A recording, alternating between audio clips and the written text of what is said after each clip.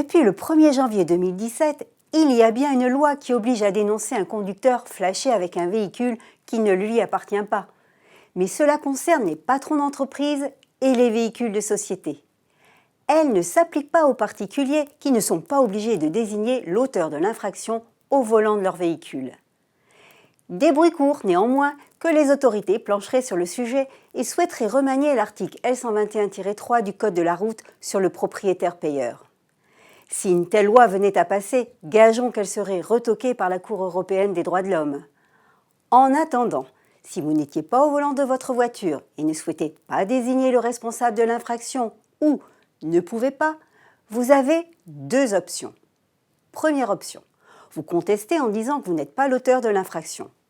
Si vous pouvez prouver que vous étiez ailleurs, à l'aide de témoignages ou d'attestations médicales, professionnelles ou autres, de factures, de billets d'avion ou de train, en tant que titulaire de la carte grise, vous devriez échapper à l'amende et au retrait de points.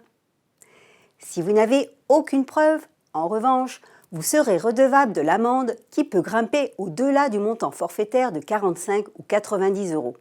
Il faut le savoir. Si en théorie vous risquez respectivement jusqu'à 450 et 750 € d'amende, comptez en pratique 150 à 200 € pour un petit excès de vitesse, 400 à 500 € pour un feu rouge grillé. La bonne nouvelle est qu'ainsi vous échappez à la perte de points, voire à la suspension de permis si l'infraction entraîne cette sanction. Une option à choisir seulement si le jeu en vaut la chandelle.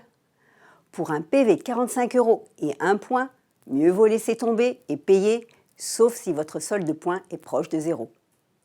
Deuxième option, vous prenez le PV à votre charge en le réglant et supportez la perte de points liée à l'amende. Une option valable, là aussi, si vous ne risquez pas de mettre en danger votre permis.